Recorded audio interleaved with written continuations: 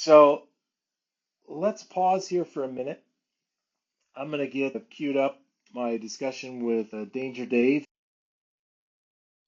Recording has started. Oh boy. So what do we do? Hey, everybody, let's welcome Danger Dave to the podcast. Danger Dave, where are you at today? Where are we talking to you from? We're in Marshfield, Wisconsin,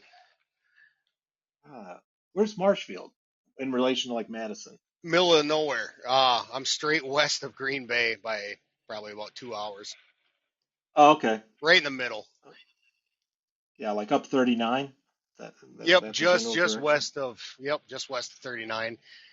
Straight south of the best truck stop I think in the Midwest, Abbotsford. You can get all the big dog bones and whatnot for your dogs, and I don't know. People are probably gonna think I'm nuts for thinking that that's a great truck stop. I don't know, but I like it. We all got our thing, right? Yeah, your little honey holes. Well, this episode has been about, first time, first trucking jobs, how you got into trucking, what poor decision in your life led you to the point you're at right now, and the stupid stuff that goes around with your first trucking experience, because it's all fun and games till somebody hands you the keys to their truck, or you get the keys to your own truck, and now Right. it's pretty real. So, how'd you get into trucking? So I got into it accidentally. I was a heavy equipment operator. I joined the Army National Guard when I was 17, and I went down to Fort Leonard, Missouri, learned how to run all the equipment, dozers, road graders. One of the 2 week courses was tractor trailer, and you had to haul your own because we had to haul our own equipment as a combat engineer. Uh, the state of Minnesota. Well, let's back up. I came back from advanced individual training, and my now wife, but at the time girlfriend, moved me out of my mom's house and into an apartment. So I'm like, I have no job, I have no source of income, and I went on a temp agency and became a janitor at a Catholic church. And I think I made it. I want to say I made it 3 weeks, and I was like, I got to do something else. And I was visiting my mom. My mom's works at a law firm, and right next door was the DMV where you do the testing and stuff. And I went in there and I just said, well, how do I get my CDL?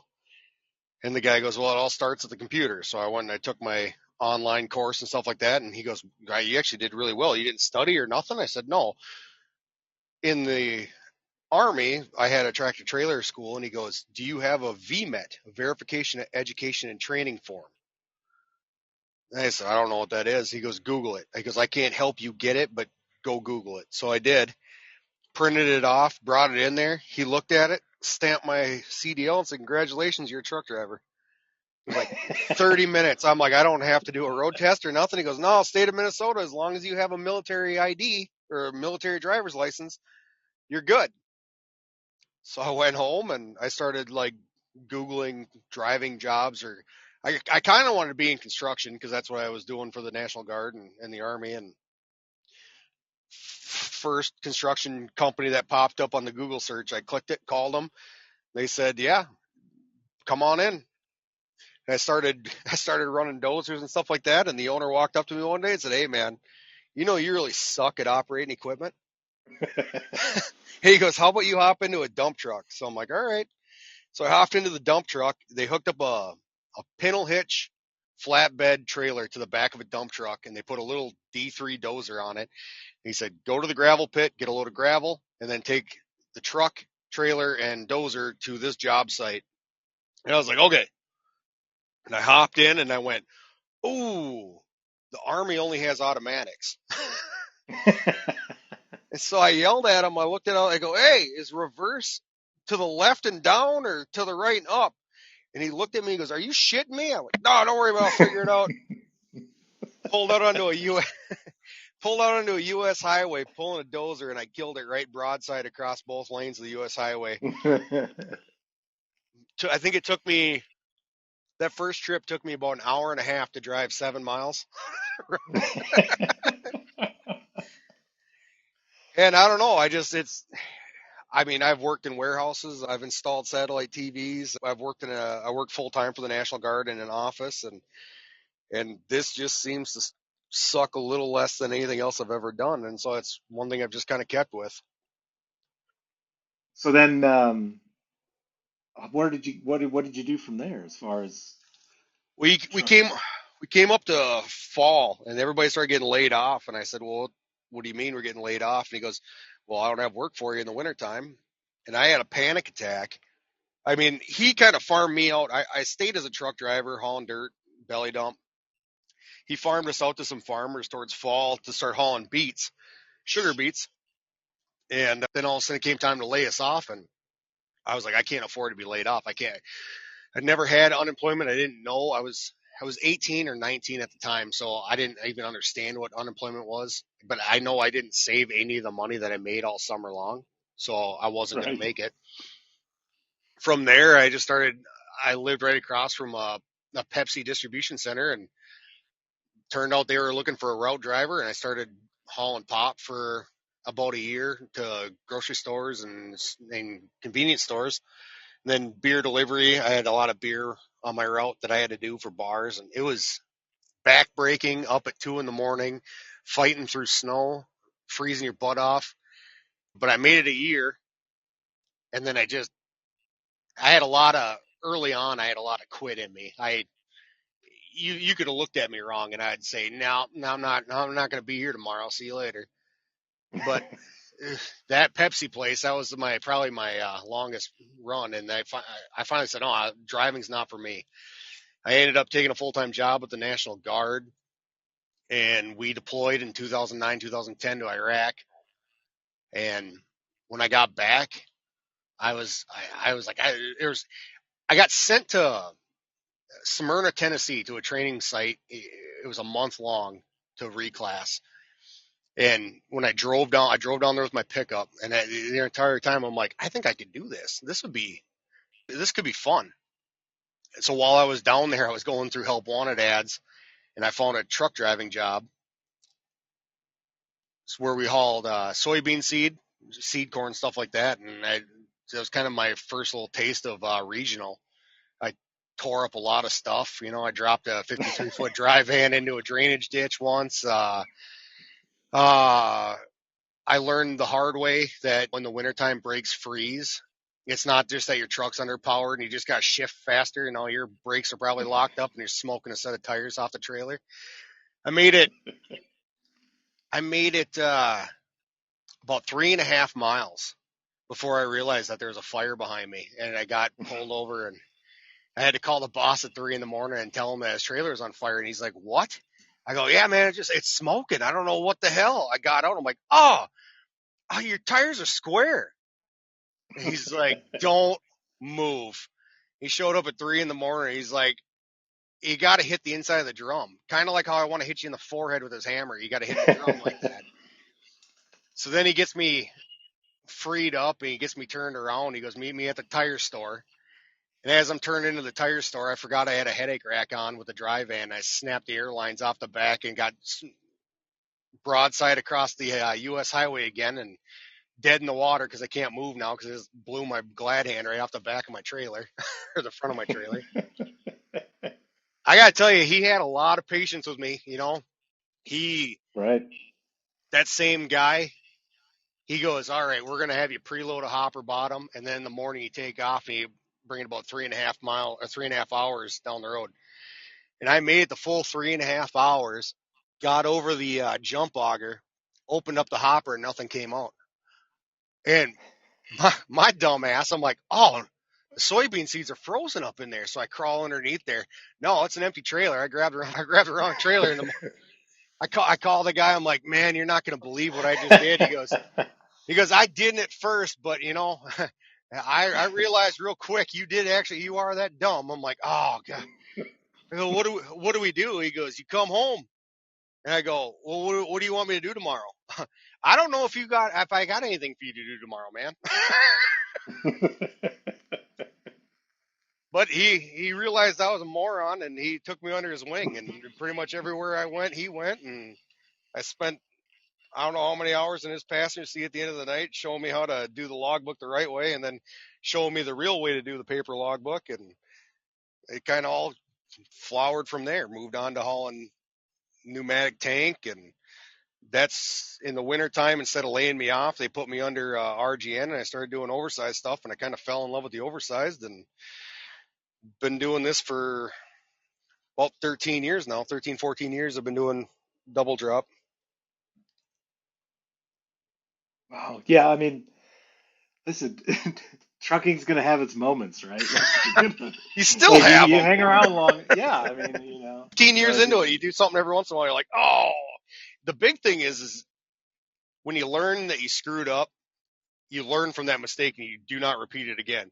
And some of them dumb little mistakes, you get complacent and you end up doing it again. You're like, ah, I'm a moron. But you get experience just teaches you how to hide those screw ups a little bit better, I think. right. Yeah, you've got a list of excuses at that point. You can Mm, explain it away. yeah. Yeah, or just the repetitive, like, the repetitive stuff that you've done 1,000 times, but something happens in the middle of you doing it. The phone rings, or you forgot a glove or something, right? You got to go back and you threw the whole process in your head off, and now you're lost and you realized you missed some steps. Yeah. See, and I pull a mechanical RGN, and it's like it just doesn't have hydraulics. I'm the one doing all the work. And there's a lot of steps to detaching. You got to drive out from underneath it, flip your rings off, take your airlines off. And I tell everybody that first starts, get a process. There's some steps that have to be in order. Otherwise, it's just not going to work. But I mean, you can do little things differently from the next guy. But you need to figure out your system and stay to it routine after routine every day. Don't, this time I'm going to pull the fifth wheel first, and then next time I'm going to take the airlines off first. I always tell them, you're going to screw up and something bad's going to happen. And eventually you can get into this rhythm where you're not even thinking about what you're doing, and bam, you're detached in like 5 seconds. But then is when it gets scary, because then all of a sudden you're doing all this stuff and you're not thinking. And then Farmer John comes up behind you all giddy because his brand new tractor just showed up, and you're like, oh, yeah, it looks pretty good. And you stop, you're like, oh, where was I? And then you jump in the truck, and there you go with your airlines flying across the yard, and then you're sitting there like an idiot because you just ripped your airlines off again. Well, where did you start out at? I mean, you started with the reefer, right? Were you always reefer? No, no. I started off. So I started off, well, 16 in Minnesota. You could Yep. get your farmer's permit, right? You can get a Class B license, and you can drive agricultural stuff, right? So of course, peas, sweet corn, sugar beets, $3 an hour, delivering pizzas or whatever, or 7, $8 an hour hauling peas and sweet corn was a way better deal, right? Was that for All the you had to same do is guy pass the across the written road? test. No, my guy was up the road to the east a ways, my first Oh, one. oh, I know that Yeah. one. Okay. But after 3 summers of doing that, like you pretty much work for every farmer because Right. same thing as you, right? Stupid stunt, get stuck, burn something out. He thinks you're an idiot. You're fired. Drive to the next farm. Hey man, I'm a free agent. What's going on? Yeah, You never got mind. any That's smoke over from the other guy's farm. Never mind that. you got any experience? Man, I'm the best driver you ever seen. Yeah. Well, I grew up in a trucking family, but Right. you know, it's not like I drove much. I puttered around yards and stuff like that. And like your experience with the military truck as opposed to another truck, like, the diversity of how to operate a truck is pretty significant when you've only driven one truck. Right. Yeah. um, and only been, in first gear. And then you go past your written test, and now all of a sudden I show up on Farmer John's doorstep saying, I saw your ad in the paper, and Well, I'm ready to be a trucker. And he's well, like, you know what you're doing? And like, yep. And he's like, okay, well, the truck's over there. Here's the keys. The field is down the road 5 miles. Yeah, they're waiting on you. And you just jump in and go. And as well, soon and as you jump in the cab of the 1970 International, whatever it was, named Maranatha, um, you look around and go, I don't, half the buttons don't even have labels. Maybe none of them did. If they did have a label, they're worn off by now. Yeah, I don't know why there's an extra knob on the shift lever because I've never seen one of those before. And you fire, like I don't which button do I press to even start the thing, right? Well, And so, go and they ahead. always say like military grade is a kind of a joke to anybody, any veteran, because if you ever saw what military grade is, you know it's not very good. Military training is the same way. The military does a great job making you memorize how many quarts of oil something holds or how many quarts of antifreeze and what the nomenclature number is for that so you can order it. The operating side of it, they're more like that'll buff out later. You'll figure that out. Don't worry. you know. So when somebody's standing at your doorstep like, I got military training on how to do that, you might as well say you don't know anything. Good note for all the recruiters out there. Make sure you have some follow-up questions. yeah, yeah, that guy could grease the hell out of that thing, but he might not be able to drive it as well as you think he is. Yeah, so that's how I got started, driving straight trucks, and then sugar beet season came around, and I had turned 18, so I could drive combination vehicles, and next thing you know, you're doing that, and from there, the the addiction begins. Yeah, Um, and then, bought my own truck when I was 19, and then started wandering around the state until I was about 20, and then I started wandering around the country a little early, and then was over the road. But yeah, I jumped into reefers as soon as I went out of state. Vans was a lot of inside Minnesota, a lot of seed corn, a lot of stuff like that, chemicals, deliveries like that. But yeah, I worked for a couple farmers, and I mean, you never knew what you were getting into with a farmer, and it just all depended on what he was doing, right. right? I ended up working for a one farmer who had like a dairy operation, pretty significant dairy operation, and so I mean, we would be hauling hay, we'd be hauling rocks, we'd be hauling cattle down to Worthington, down to the processing plant. So you just never knew what you were going to get into, and all of it was no experience. You'll figure it out. If you open the door, the cows will come out eventually. Stuff like So that. so you didn't even dip your toes in it, right? At 19, you're like, I'm going out of the field and right into my own truck. You didn't Yeah, even I test the drove. waters. No, I bought the one of the trucks I was driving for the farmer at that time, and then I started hauling sugar beets to the processing plant from the piling stations. But yeah, you got paid flat rate, depending on how far the load was, and you just drove like a lunatic, and not a lot of, let's say, oversight right. as far as how many loads you could haul or Yeah. how many hours a day you worked, and next thing you got enough scratched together for a down payment, and you you buy a truck, ten Well, thousand dollar truck, and then after that I had a $7,000 reefer trailer. So see, and that's the thing though. Like, what year was that then? That would be late 90s. mid '90s, So yeah, so you could have 1996. back in the day when you could have bought a reasonably reliable truck for almost nothing. I mean that it's crazy. Like you fast forward to 2025 and somebody's looking at a truck with 500,000 miles on it. It's a $80,000 truck and it's probably knocking on death's door already. It's nuts what's happened in the 2 decades or whatever. Yeah, it's wild. I mean, I saw a guy, he posted on Facebook the other day. He said, I've been saving up. I got $20,000 to get started. I have enough to become an owner operator. And everybody was like, You got enough for the fuel. what? Yeah, you got a few weeks worth of fuel. I mean, you know, Yeah, that's the yeah. wild thing. I mean, I my wife probably would have preferred me just to jump in at 19 and buy my own truck, but I was the one that sat there for uh, probably 13 years to go. One day I'm going to own my own truck. I'm going to own my own truck, and then it's by the time I turn 30, I will be an owner operator. And all of a sudden, it's like midnight the night before my 30th birthday, and my wife's like, "You going to do it or shut up?" I was like, "You serious?" And she's like, "Either buy a truck tomorrow or shut your face. I'm done hearing about it." And I'm like, "Oh, well, all right, we're gonna do it." There you go. Put on your good jeans and head to the store. And I was even I mean, I got a '07 386 Pete.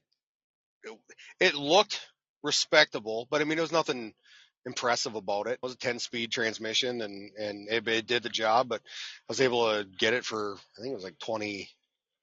It's still $20,000, and you got to find the right banker to hear you out on your crazy idea, Right. which is always crazy too, because you're like, they want to know how much you're going to make, and you're like, I don't know. It depends Yeah. on the year. Well, no, I need a number. Yeah, I'd like a number too. Yeah. You know anybody's got that number? Six Could work six something out. 6 months from now, you might be buying back a truck with a blown motor, and me crying on your doorstep saying, "Hey, man, sorry, I was wrong." And you think back, I mean, just the price difference is so crazy to think about, right? Just the trucks, diesel fuel was under $1 a gallon. Yeah, you're buying a used truck at that point. The truck was probably 8 years old, had 1 million miles on it. And the last few years on that truck's life had been around farm stuff. So rough, Rough, hard work. Yep. rough usage. Yeah. In and out of fields and in mud and every other thing. And so, yeah, I mean, I traded that truck in. I drove that truck for a couple years, yeah, almost 2 years. And after that many miles in a machine, like you knew it like the back of your hand. And I traded it in. I could feel it, right? I could feel it in the truck, like it's time, right? It was Yeah. just telling me you should go. And I traded it in, and like somebody else bought it from the dealership, and 2 weeks later blew the rear end, and there you Yeah, go. you just get that I could weird little feel it. tickle in your butthole, and you're going down the road at 65. You're like, that wasn't there 3 weeks ago. We got to figure something out. Yeah, and it's little stuff, right? Like, Yep. you have to even just think about it, and you're like, why does this shift lever vibrate just a little bit Yeah, differently? What's going on it does here? a it does a second cough when it's cranking over in the morning. I don't like that. Exactly. Yeah, so I mean, there's just a ton of good luck and good fortune that goes into being successful when you're early on and you're strapped for cash and you're happy to have enough fuel and enough money in your pocket to buy fuel to idle all night instead of freezing, Oh, because you might not have enough fuel. well, yeah, that I mean, there's so much to do with luck. I mean, even just being in the right spot for the right load. I mean, you could get offered, like now today with my world, you could get offered three different loads, and it's you could take that top paying load that sends you to the middle of nowhere, and all of a sudden now you're like, ooh, I should have took the medium paying load because it probably would have got me a better backhaul. And sometimes you get to take the best paying load, and it sends you to another great paying load, and it's weird how it's just kind of all luck. There's some skill and brain involved to it, but the best advice I had was that first driving job that I had, where he kind of grabbed me by the back of the neck and said, you just kind of need to shut your brain off, just drive the damn truck. And I think a lot of guys, and I'm guilty of it too, uh, start overthinking so much stuff. Like, oh, I can't take this load because it goes to the middle of nowhere, Oklahoma, and there's nothing to get me out of there. And sometimes you just got to take the load and go and see what happens.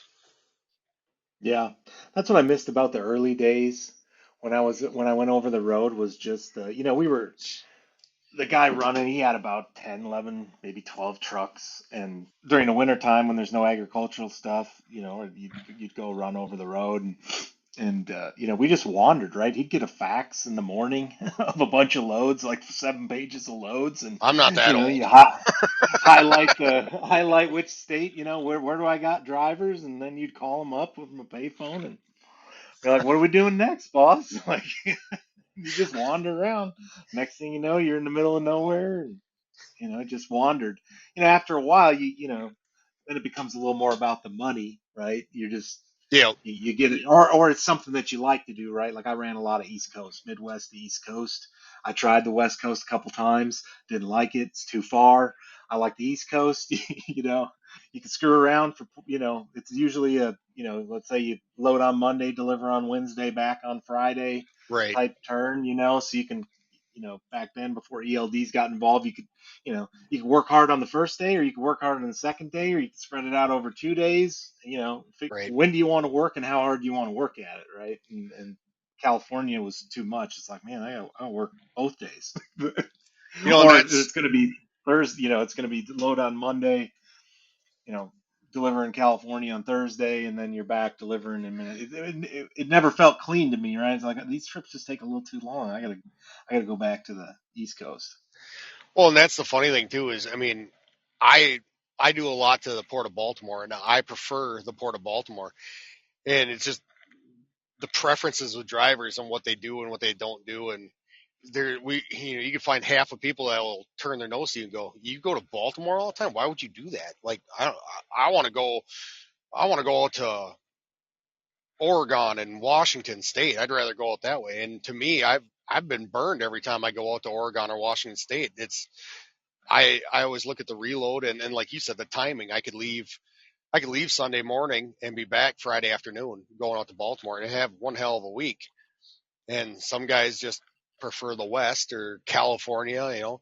And thank God, obviously. I mean, otherwise everybody'd be going to one part of the country and nothing would get moved to the other part of the country. Right. But it Yeah, always same with cracks like me up. same with like how you do it too. Like when I first started heading east, I was a snob. Like I wasn't getting on the toll road. I'm not paying these fools Yeah. Ohio Turnpike. I'm gonna run US 6 and then I'm gonna run it down across 30 and come out the other side and dodge the whole thing, Indiana and Ohio. And then a year later you're like, screw that. Like Oh, I'm just putting it on the turnpike and going. I'm not stopping at every town, 900 stoplights and whatever else. you want to watch me my worst week ever. You'll see me grumpier than hell.